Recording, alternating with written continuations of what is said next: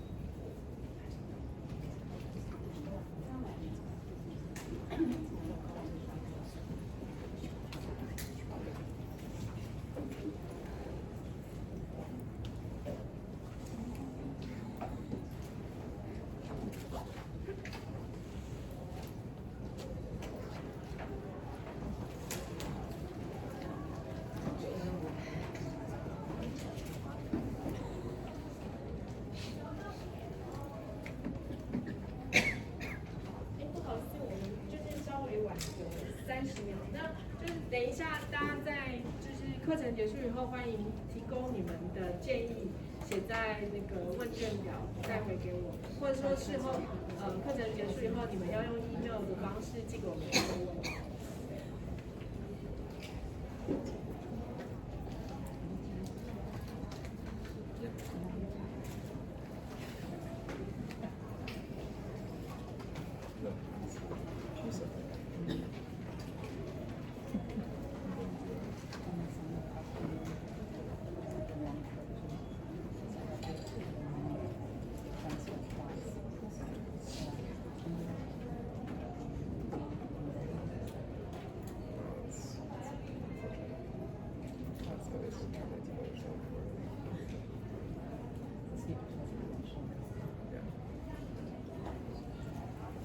我们好奇做一个问卷调查，请问这个去年有来上课的朋友可以举个手吗？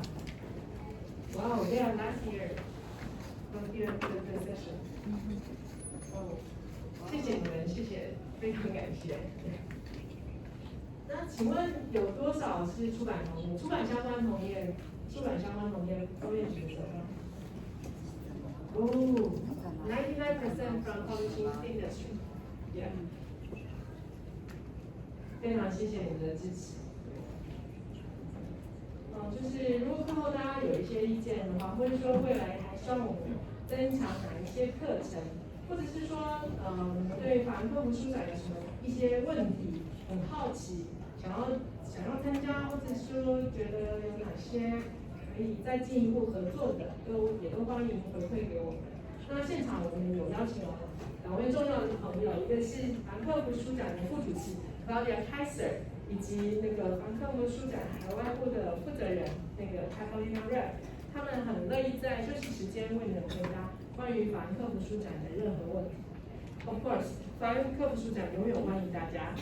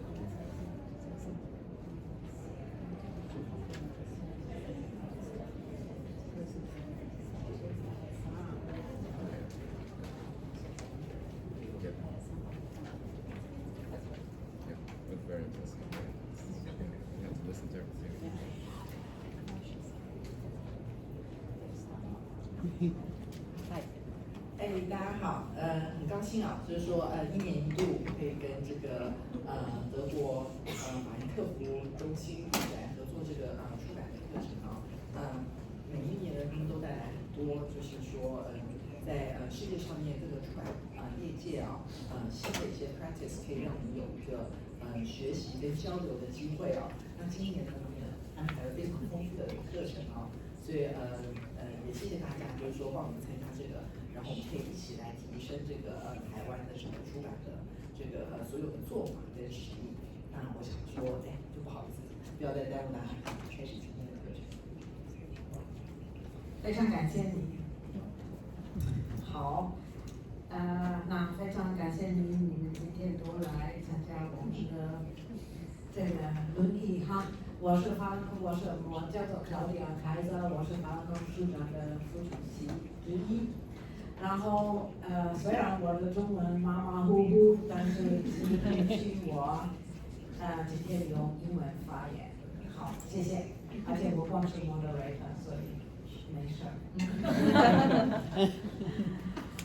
Okay, well, thank you all for coming to this symposium. We prepared 2 really interesting topics for you today, and as you know, tomorrow we have 2 more topics. But we will start with a topic that is in everyone's minds nowadays. Everyone talks about it all the time, and this is artificial intelligence, as you all know because you signed up for this course. So, thank you very much for your attention. And as you see, I have not been to the German stand and not been to the hairdresser. But I advise you all to come, have a look, and get a nice haircut. All right, so let's start with our first speaker and our first topic. We will talk about AI, or better, we will hear all about AI by a very experienced expert. We will listen to Dr. Gissel Velarde. She is an AI author and professor of artificial intelligence at the International University of Applied Sciences in Düsseldorf, Germany. And she has over 20 years of experience in engineering and computer science. Beyond her technical contributions to artificial intelligence and data science, she emphasizes the importance of education and AI strategies for economic growth. Her research is published in Artificial Era, Predictions, Problems, and Diversity in AI by Oxford University Press. She earned her PhD from Aalborg University in 2017 and holds degrees from South Westphalia Fachhochschule and Universidad Católica Boliviana. Gissel, Dr. Velarde, develops AI and machine learning algorithms and received a Vodafone Star Award for her work. She has worked with Mood Agent, Sony Computer Science Laboratories, Miebach and Hansa. As a lecturer at the Universitat Ljubljana, she received a teaching award for her course on selected topics in artificial intelligence.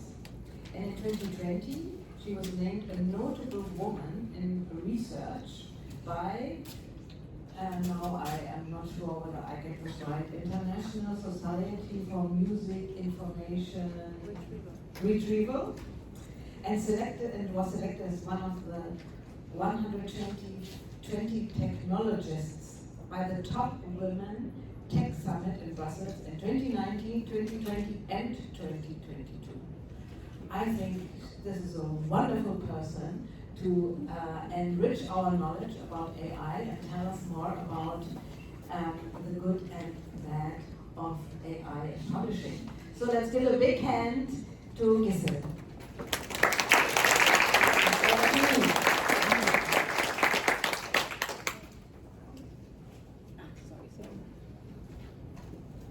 So, thank you very much, Claudia. I'm here thanks to her and also to Katerina. They brought me from Germany to Taiwan. It's the first time I am here in Asia, and I was so willing to come, and I am really delightful to be here with you.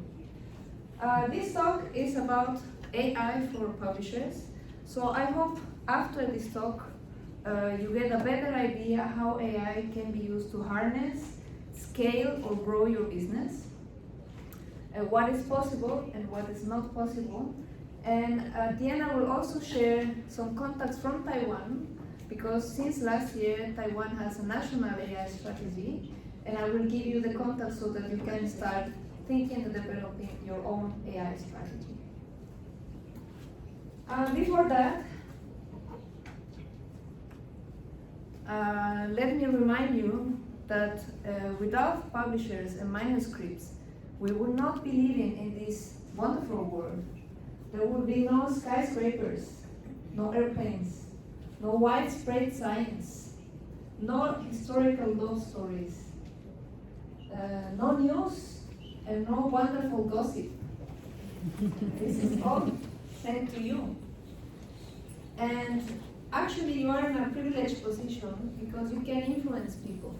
You can set what is going to be the state of the world. And now, thanks to AI, you can perhaps be more productive. So that's why we're talking today. As you can see, and you will see later on, I have some Chinese translation, and this was done by AI. Of course, it's not perfect, but it's trying to help you to understand my slides. Please trust the expert translation that you have. This is just a guidance. And at the end of the talk, you can tell me what the translation acceptable for you.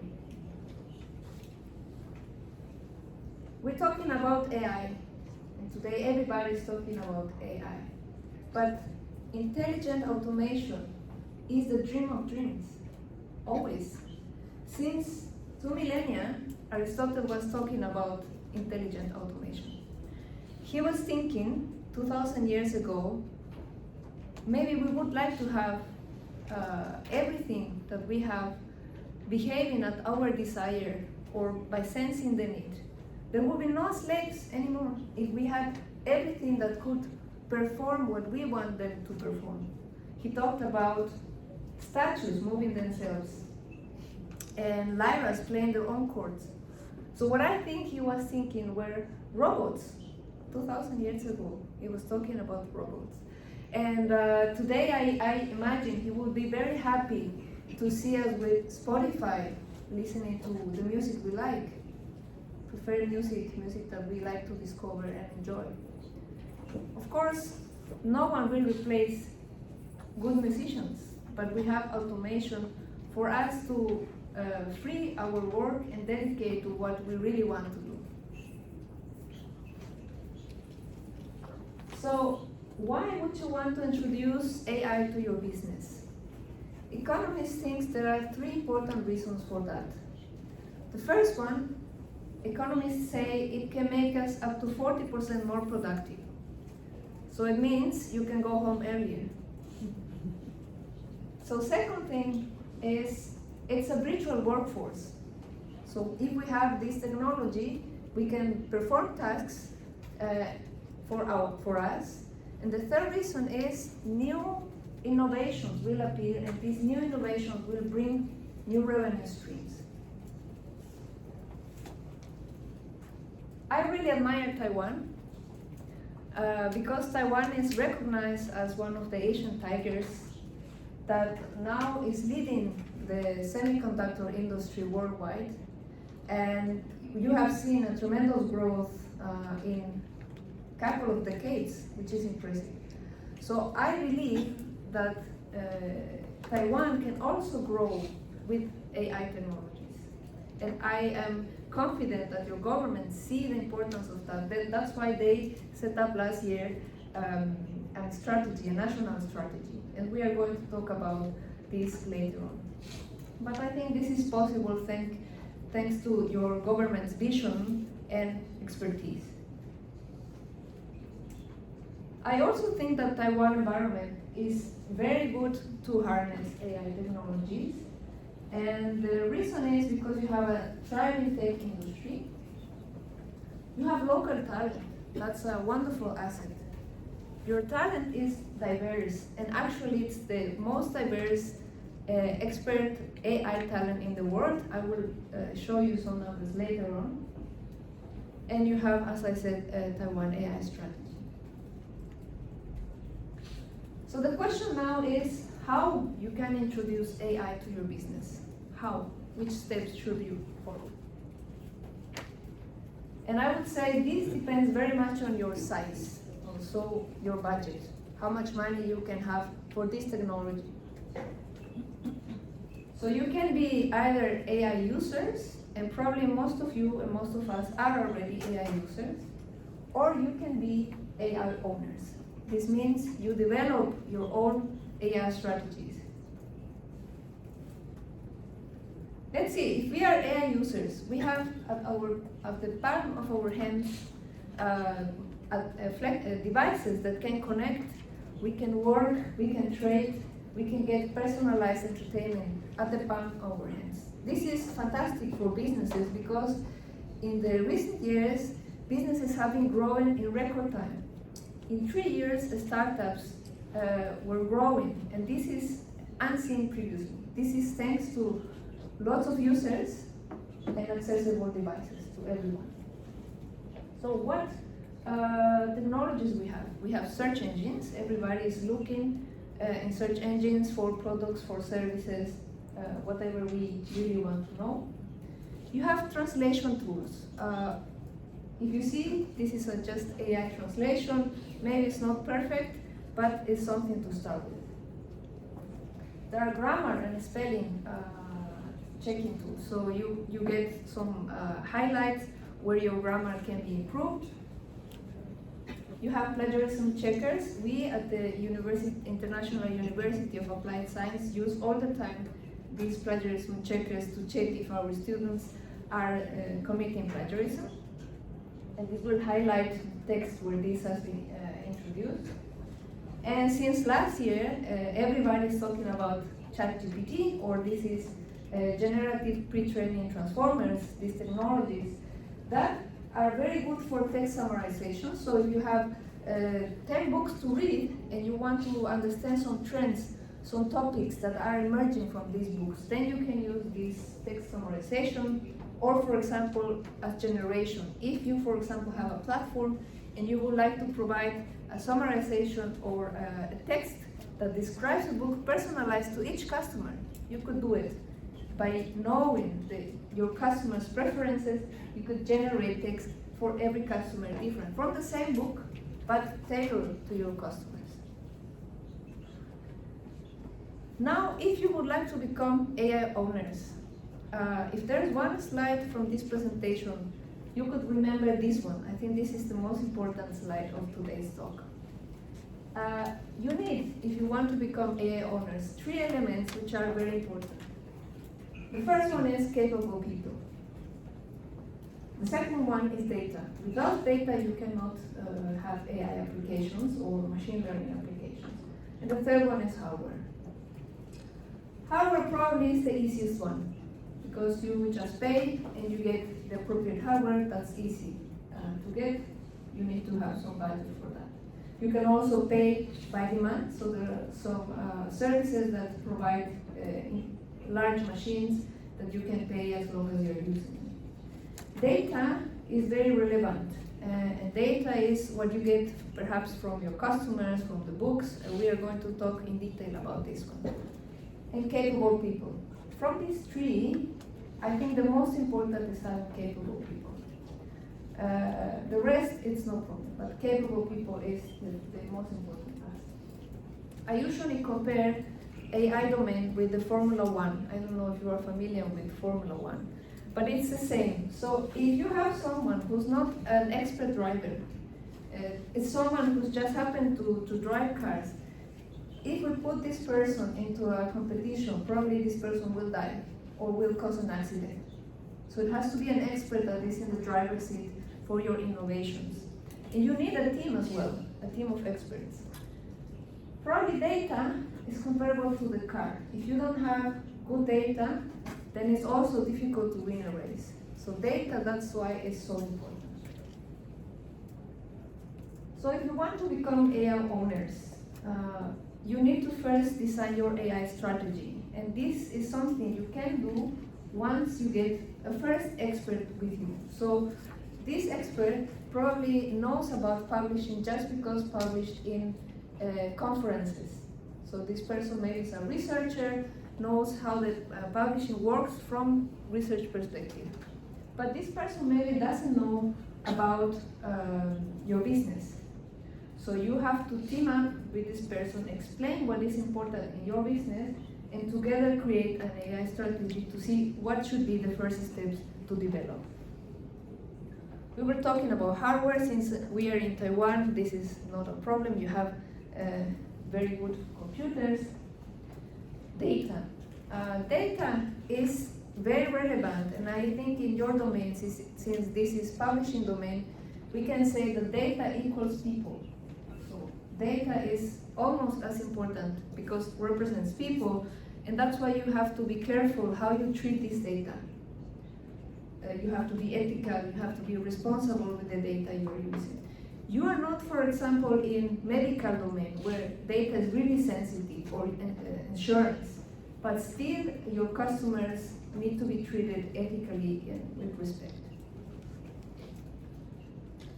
Then regulation. If you have a government that is willing to adopt technologies, then we will have promoting policies for you. So it's very important. This escapes from your hands. So you cannot do much about regulation, but I think your government understands the urgency to apply technologies. And finally, you have to think maybe on collaboration. You want to go cross borders with your innovations. You want to get all your books out of Taiwan, explore different countries. So maybe you will think about how you're going to collaborate. I was talking at the beginning that Taiwan has local talent and has diverse talent. For me, I was very, very happy to come here to see that you are #1 in the percentage of females authors that publish in AI conferences from selected conferences in 2017. So this is really a gold medal of Taiwan. And I actually want to know, what is it that in Taiwan, what is the culture, what is the context, why you are #1 in the world with this high percentage of female participation? It has been seen that companies, for example, that have at least a third of females in the C-suite are up to 15% more profitable than other companies. And diverse teams are indeed better than homogeneous teams. So this is an advantage in Taiwan. This is something that you really have to be proud about. Then we are talking about data. So This round here means data for us, the engineers, like a box, like a can that is containing the data. Where do you get your data from? So you can get data from a platform. Perhaps your users are coming to your website, then you get information from the activity of these users, the preferences, what are they buying, what are they looking for. You can have data from your books. So if your books are digitalized, you have the text, maybe you have the author information, you have the cover of the book, you have some metadata, when was the book published, was it the seller, a bestseller, so on and so forth, with genre of the book. And maybe you also have some detailed information about your business, your secret information. All these can be used for your AI application. So if you have a platform, right? If you have a platform, this platform has to have some characteristics which are important. One is your data needs to be relevant to your customers. So what you are offering is it has to be likely that your customers will buy. Then perhaps it will be personalized, so not everybody gets the same recommendation. You tailor it to the preferences of your customers. And finally, it has to be serendipitous. Does anyone know what serendipity means? No? So serendipity is a happy discovery by chance. It means maybe you provide something to your customer that he or she didn't know about, but they are happy to look at that. So that's a happy discovery. You're providing something they didn't know, but they will be looking or happy to taking a look at that. So I just want to bring some words that perhaps when you're designing your strategy are going to be important. One technology or one technique in artificial intelligence is natural language processing, NLP. And this is relevant for you because it's about algorithms that try to understand text language in a way that humans do. So this is one technology that you would like to perhaps go. Another technology is computer vision. These algorithms are one of perhaps most important for everything that has to do with visual information. Images, objects that you want to recognize in images, and so on and so forth. So if you have, for example, a warehouse, you can also use these technologies to track packages or to detect defects or to find anomalies. So that's everything that has to do with visual perception. So in summary, some of the technologies that I think you can look into your strategy are recommendation systems. So saying again, if you have a platform, you want to do recommendations for your customers. Then perhaps also if you have a platform, you can do auction and bidding. So maybe you have partners and you want to place these partners in a different rank. So they are bidding to perhaps stay up in your ranks every time that someone is searching something. So you are kind of selling spot in your website. Then forecasting. Forecasting is about maybe you want to predict which book is going to be bestseller next year, or maybe you want to perhaps in your inventory print just as many books as needed. So maybe you want to forecast beforehand how many books you need to print and they are going to be sold. How you do that? You, for example, crawl in the social media for words or topics that people are talking about, and maybe you can also design the cover of your next best-selling book. So that's everything that you can do with forecasting. It will be like taking the pulse of your readership, right? So what are they looking, what are they speaking, so we can offer them what they're looking for. Generation, we were talking about ChatGPTs. So if you want to create a text which is tailored for your customers, from the same books, just a summary that will speak up to different targets of your customers. And finally, quality control, so that your product is at the highest standard. When you have printing, maybe you have some automatic technologies to see or find for defects that you want to avoid and so on. So those are things that you may want to consider for your AI strategy.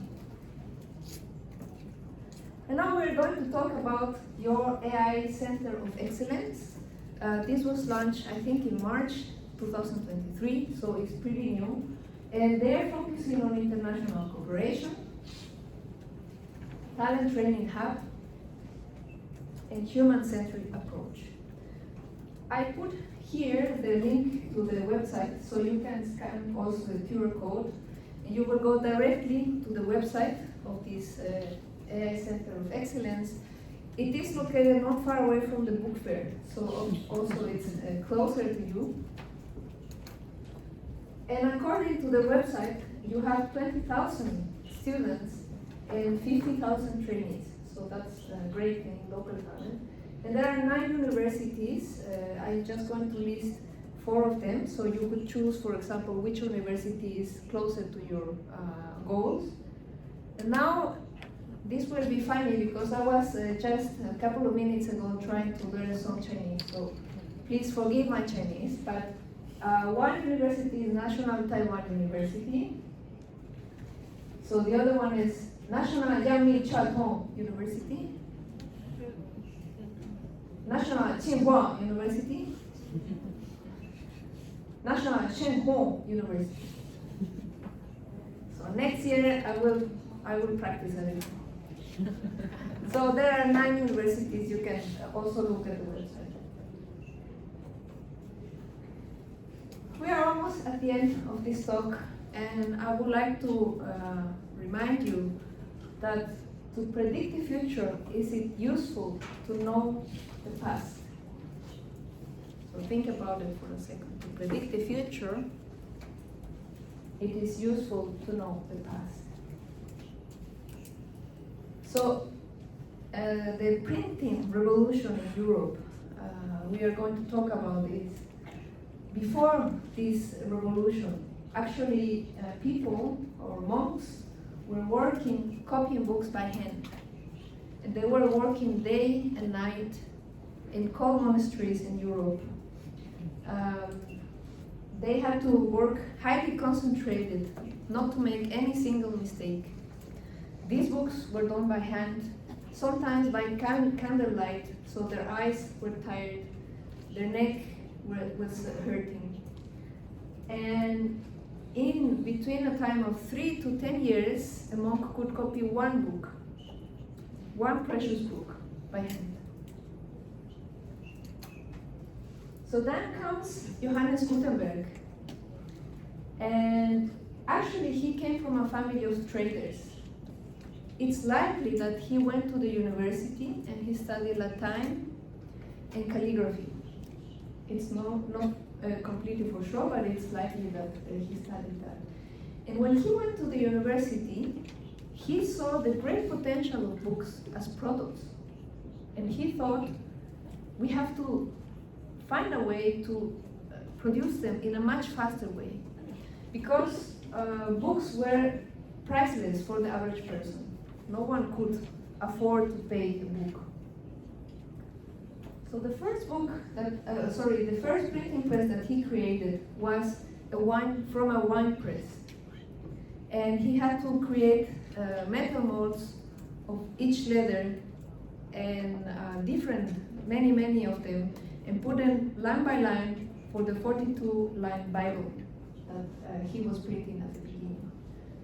It was not easy for him to know how long was it going to take his enterprise, his innovation.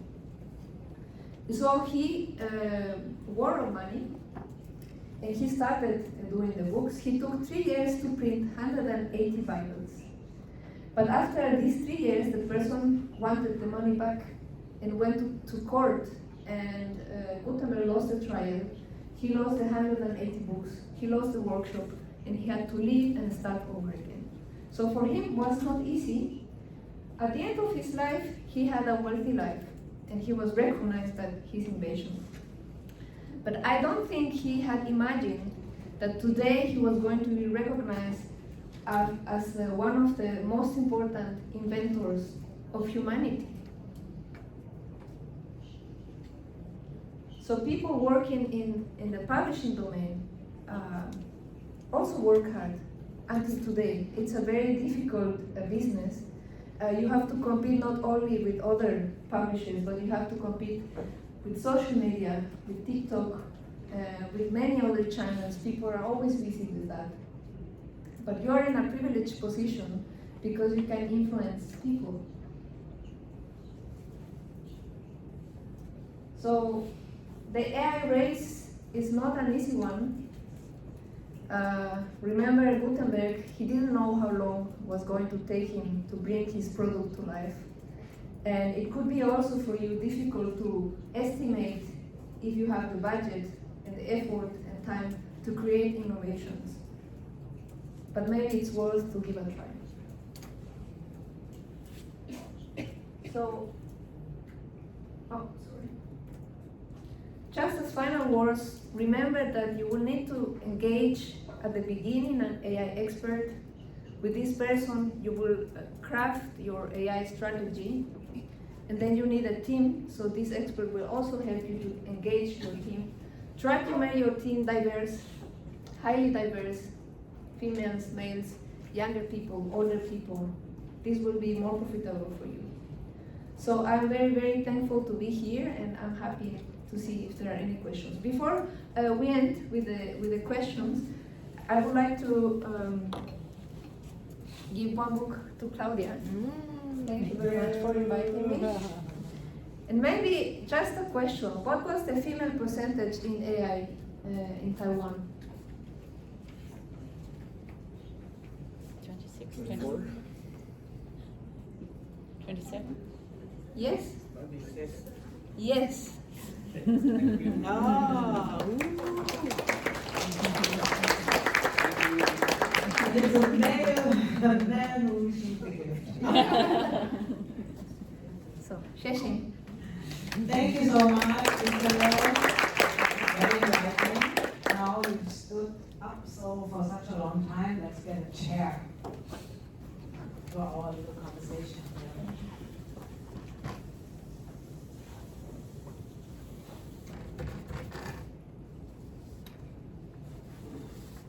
Yeah, thank you so much. That was very interesting. And thank you also for reminding us what an important industry we're in, what important work we do, and that it's not just for us, but that we do work for the world. So thank you for reminding us of that. Yeah, so our topic of today was also about the good and bad of AI. We've heard a lot about the opportunities that we have with AI. So what's your general take? Is there any way around AI? AI is a technology that will stay for long. Is it called the AI revolution? So authors think that in the next 20 to 30 years we are going to see a peak in this revolution, because we talk about industrial revolutions, the first industrial revolution, the second, the third one, and this one is called the AI revolution. So either we are users, as I said, and we are going to see many innovations, or we can mainly grab this technology in our hands and be the owners of it. But of course, it's not so cheap technology, so you need experts for that and you need time, so it could be difficult as well. Yeah. I suppose that there are many people in this room who don't work for big companies, but who are probably small companies or have their own companies. What would you suggest for these people who don't have a big team, who probably don't have a budget for experts to advise them on a whole big new strategy? I mean, for small budgets, I would say you can just buy these tools. So you pay a fee for a month or two. You see if this is working for you. If not, you can stop this. So that's a good way to go around. So no need to spend lots of money. Just try some technologies that you think are worth using, and you will see yourself if this works or not. Okay. And what would you? Can you give us some examples? What would you think? It depends on what you would like to do. For example, grammar checking tools are widely used. I don't know in Chinese, but for example in English there are these grammar checking tools. So you can check for that. There are other tools to check for plagiarism. because that could be very expensive if you are in a kind of plagiarism scandal. Then there are, for example, these generation tools. They are different, but now today the most widely known is ChatGPT. If you want to use some prompting, getting some text, some generation, then you have to be careful because GPTs have the known problem of hallucination, which means there is invented information. So the source is not given, so you have to be careful that this is not a fact. Could be if you have well-defined corpus of text, then you are avoiding this problem, but still, if you are prompting anything, you could have this hallucination problem. Then there are tools for generating images, for example, you can get inspiration from there. Yeah, I think those are tools that are in the market and you can just pay a fee and use them. And translation tools, for example, the same. Talking about translation tools, one of my friends worked for a company in Munich, a magazine, and they just laid off about 30% of the editors. So what do you think, what is the, or where is the biggest danger of losing jobs in the publishing industry? And where are the opportunities and which jobs will see growth? Yeah, well, this is a relevant topic. Actually, when an innovation comes, could be called a creative destruction force. So it will be new possibilities, but also some jobs perhaps are outdated.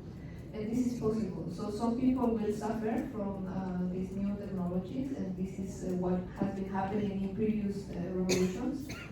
But could be new opportunities coming up. So new applications. In the past, we never talked about influencers, TikTokers. So those were jobs that we didn't have. Today, I think people need to perhaps reinvent themselves, not to be out of the market. So it's difficult. For some people, it's going to be difficult. But we have to try also, governments need to try to give support for everyone so that this force brings everyone to the front. I could imagine that since you are mentioning translation tools for some texts that are not literary texts, translation tools might win or might grow, and translators might have no jobs any longer, but therefore we probably more editors, no? To check.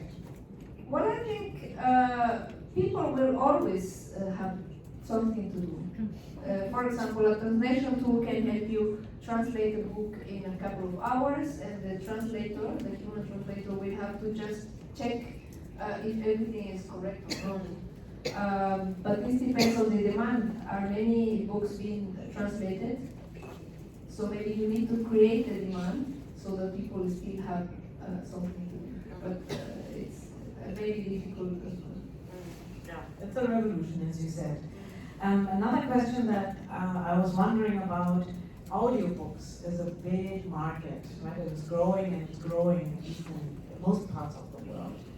What about voices? These are also generated with AI, and the results are really good. So if you listen to some AI voices, you maybe do not notice that these are AI generated. So there is also the possibility to use AI for those books. And how far has that come? How far are we on that? Are there audiobooks which are produced? I know that you can you can listen to podcasts, or when you have a digital paper, you can ask that it's being read to you, and it's read by an AI created voice, but you can actually hear that it's not a human voice. I think today there are some tools which are impressive, and you will not notice that this is an AI. So we are at this stage. That's why, for example, in Hollywood there were so many protests, because you can simulate actors' voice, you can simulate the actor's face, you can simulate almost everything. So for the good and for the bad. And in that case, I think, in my personal view, this revolution needs compromise from artists, publishers, engineers, policymakers, decision makers, and everybody to see how we are going to deal with these new technologies. So it's difficult for us, just average person, to do something. It needs to be from the top, something organized. And it needs to be regulated, right? Because there are a lot of dangers. Yes, I think we are always the humans on the wheel, so we can decide what we want for everybody. So do you think there's a chance, or do you see a possibility that AI can overrule us? Are we entering into philosophical? So actually, this is a question also in the book. How long do you think we have until the computers become conscious? Because this is a question of consciousness.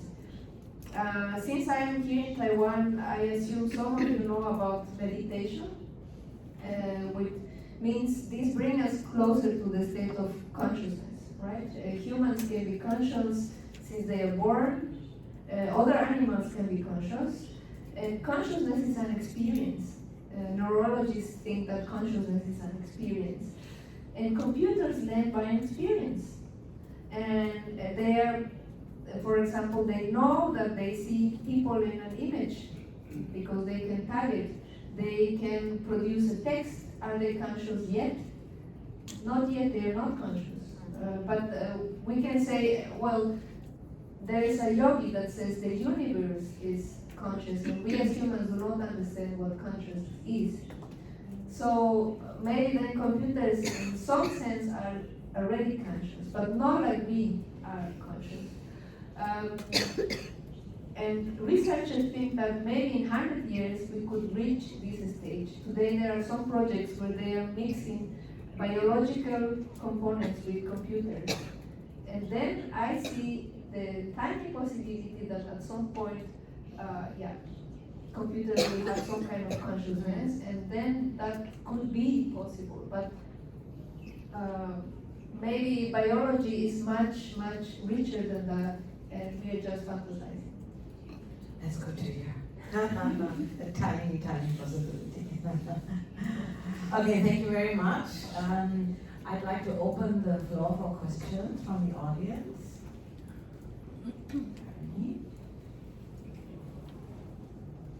Any questions?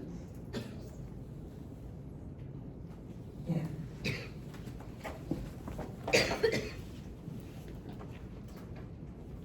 Hello, thank you for your talk. I am an interpreter and translator working in Taiwan. Curious on your perspective of how, is there any AI tools in development now that protects authorship and provenance, and whether or not that's something that's actively being considered in the industry? Because I think for content creators, for publishers, for translators, our concern is that our work is going to be used without permission, without being cited. So if AI is creating this problem, is there an AI solution for it? This is a big debate. So you are touching, in the wound of a problem that in AI is of course latent. For example, some companies will not open what they are doing. So they are just using algorithms and data, and they are not opening to the world what they are doing. So it's a secret, and since it is a secret, we cannot know if they're using which data, what data, if it's something you wrote or not. And it's a big problem because companies say, well, since it is a company, I have to protect my IP and I cannot give it to the world. And there is a debate between those that says, well, AI has to be open to the world. We need to see and know what exactly you are doing. And companies say, no, this is a secret, it's IP, I cannot disclose. So actually, I think it is a problem that it's difficult to solve. I don't think companies will be open to say exactly what they are doing, which data they are using. So it's a possibility that they are using data without telling you to train their models, because without data you cannot train the models. But since we don't have access to that, yeah, we don't know exactly what they're doing, and of course they need data to train things. So we cannot know that. There are tools that search for plagiarism. These are, for example, one tool that we use called Turnitin, but it searches for exact matches. But still, it could be that some tools are using your data and they will not produce the exact match, but they're still using your data without giving you any money for that. You cannot sue them because everything is closed. So there are tools, yes, but it's difficult to prove that they are using that. So there is a tiny problem there. Thank you for the question.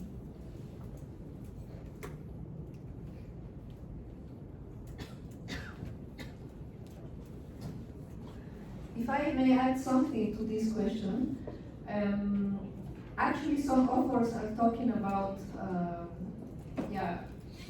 that these companies need to kind of pay a salary to everyone, a base salary for everybody in the world. I don't remember what's the name of that. It has a name, and it's been in the talk of many people now. So that we have some kind of basic salary for everyone in the world, but that's just an idea.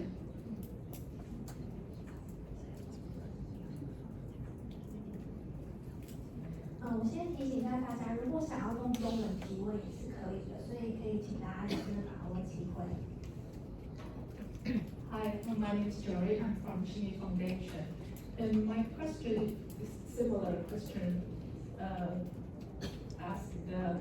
I used to be a university professor, and then if we check from the educational perspective, that we worry about that. When students using AI, they are kind of outsourcing their thinking to the computer.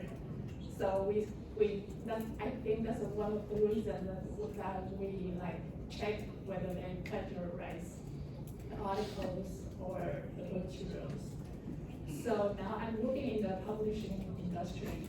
So I'm kind of wondering what's the fine line that we should guard when we are using AI in this industry, if we don't want to make the mistake that our students used to do. Yeah.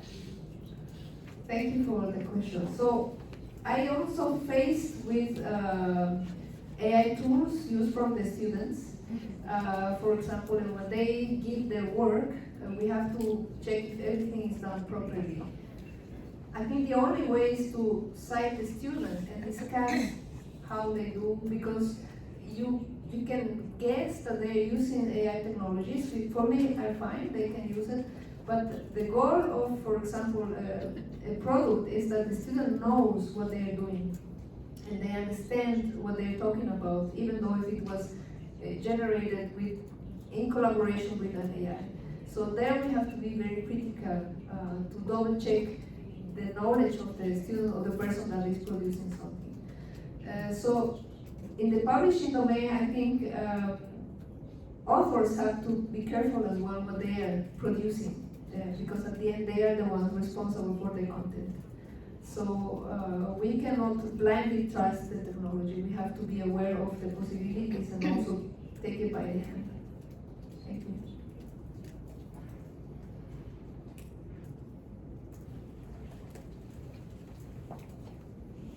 I have a short question about the AI copyright. For example, if I put something into ChatGPT and ask it to enhance it in a way, does my content go into the ChatGPT intelligence at that moment? Have I given away my rights? And also the thing that I'm getting back, who's the copyright owner of this? Yeah, that's something I forgot to mention in the talk, and it was in the script, but I forgot. So once you are an AI user, of course you are giving something, and these products are free, but this is just, nothing is for free. You're giving your data. So if you're giving your data to a company which which is the most precious thing that you can have, you are giving them for free your data in exchange of a service.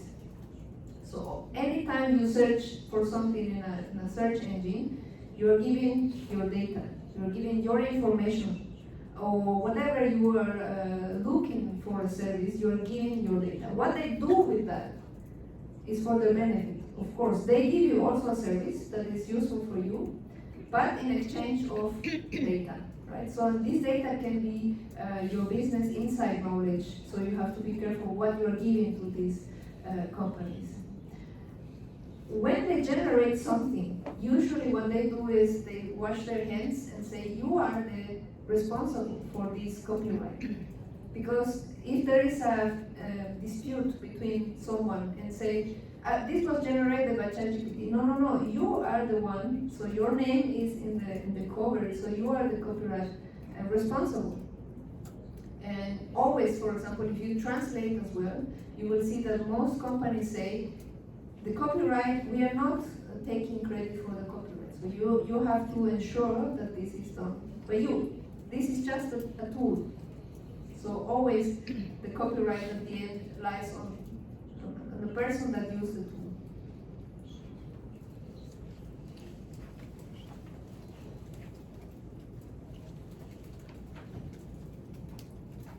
Any other questions here?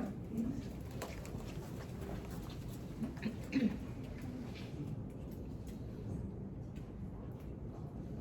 不好意思，我跟我提问。好，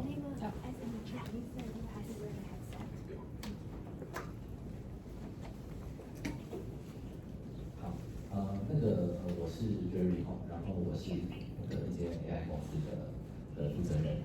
然后因为今天的这个场合是出版业的场合，然后我想要请问一下，就是我们刚刚的最重要的那张 slide 里面有3个部分，然后其中有一个部分是 data 的部分。那 data 的部分呢，里面有3个重要来源，其中有一个其实比较特殊的是我们 primary data 部分。我们可能等于是我们相信再小的企业体它都有价值存在，所以能不能请您提示一下大家，就是说，那针对我们小的出版业者或者是个人出版业者，在这整个运用AI 的过程当中，有没有特别需要，比如说 data 的什么样子的 data 的累积啊之类的注意事项？谢谢。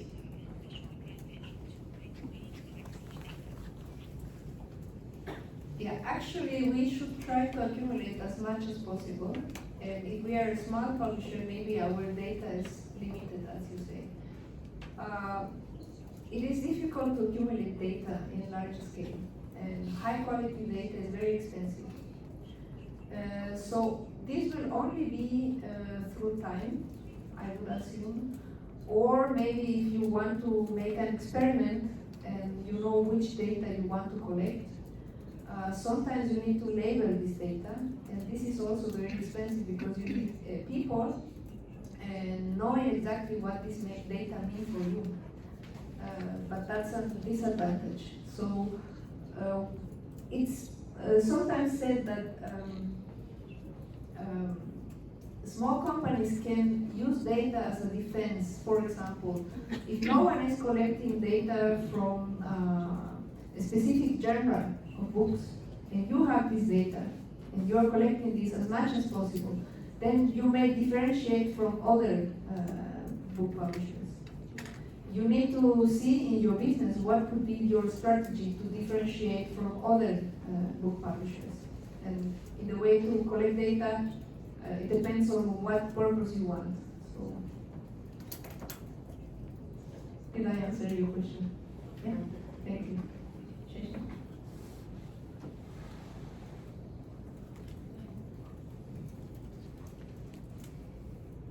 我是个出版社，我姓赵。我想请问一下因为我们看书是为了消遣，不是为了知识学习需要。我想请问一下，如果3年以后，你觉得是不是有一些消遣或知识的学习不需要透过书，透过 AI 可能更难做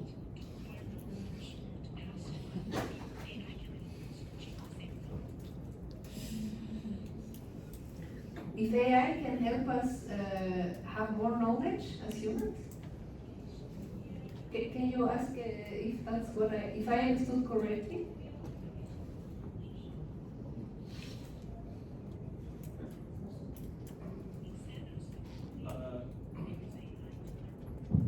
就像以前我没有网络、没有 Google 的时候，其实有些东西我们可以必须透过书本来完整学习。现在有网络、有社群引擎，其实很多事情我们就可以不见得放进我们的脑袋，我们要用的时候才学。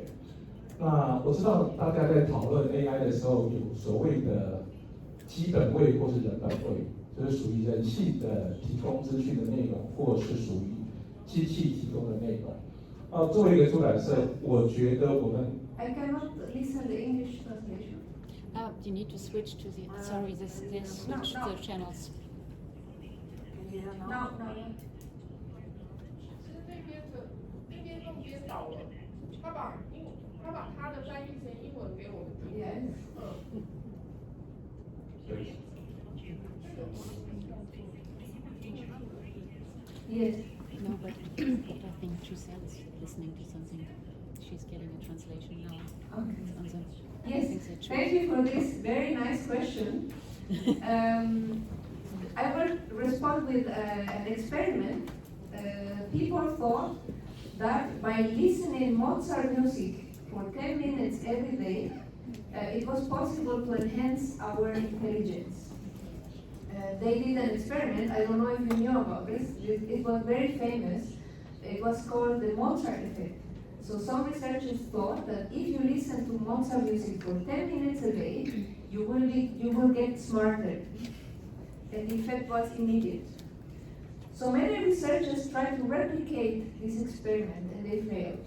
And the researchers that published this Mozart effect were widely known because the experiment was a failure. The intelligence is just like a muscle.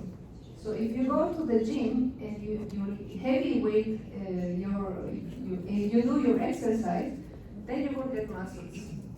If you watch in TV people doing sports, you will not get muscles. So learning takes a process, and this process you have to sweat if you want to learn anything. I don't think they will discover AI for getting smarter, unless this is a technology that helps you train your brain. In that case, yes. So if you are sweating and using an AI tool, then you will get smarter. But if you don't sweat, I think you are not going to get smarter. Now they are doing lots of experiments, for example, with chemicals to help you. And every time you choose right food, you are also improving your intelligence. So intelligence will be through exercising food, the right food, and maybe exercise that you do. Heavy lifting helps your brain, believe it or not. Heavy lifting is good for the brain. So maybe there is an app that combines heavy lifting with food and AI to make you healthier and go to a party. This is also make your life better. Thank you. And what's another question?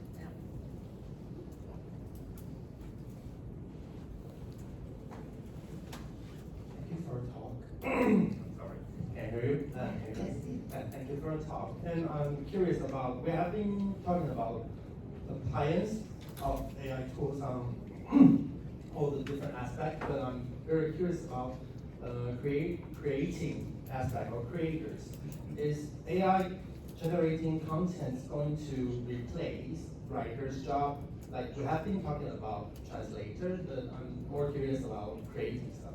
Because for a bunch of people, generative AI are already very mature. They can generate different kind of content, and which is passable, or even sometimes better than real human writing.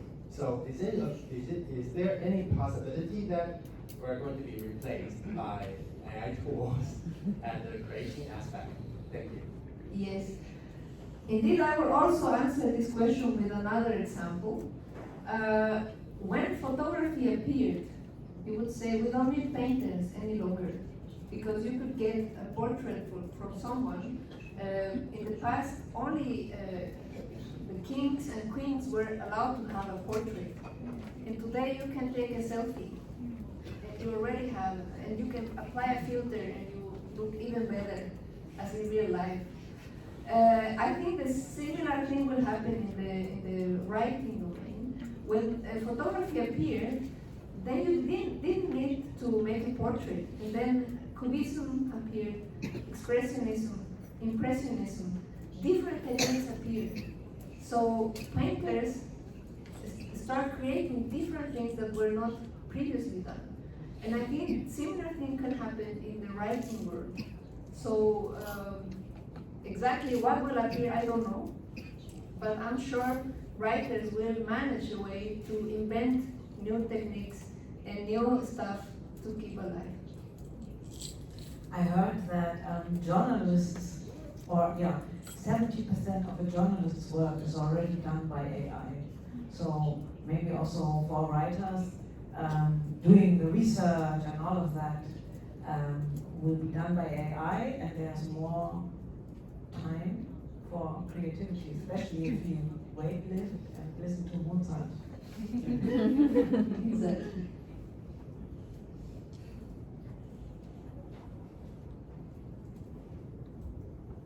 Okay, any more questions? Maybe one last question. Please.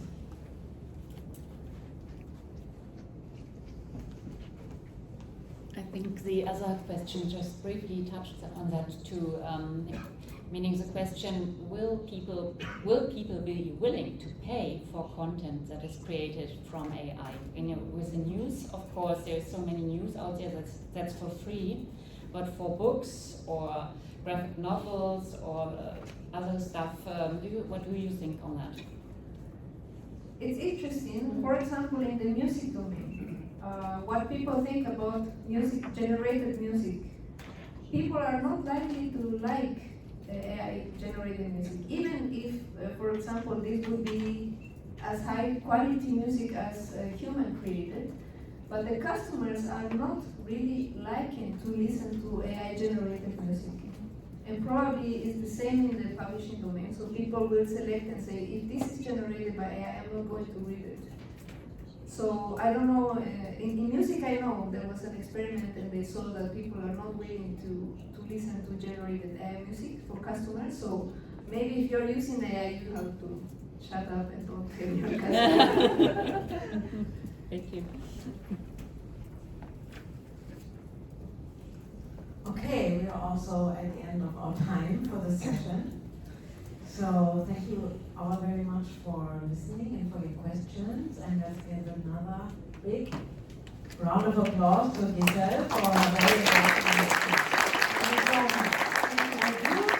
the book that we saw. I mean, we had one winner here as well, The Artificial Era. You're welcome to speak to Gissel and ask all the questions that you have not been able to ask in this big group. Do ask her, she's around for today and tomorrow, and have a look at her book, and maybe you want to translate it into Chinese. Anyway, thank you so much, and we'll break for coffee and tea now, and we'll be back in half an hour at 3:30. Yeah, 3:30, that's right. And we have another great speaker on another interesting topic, also related to technology. Okay.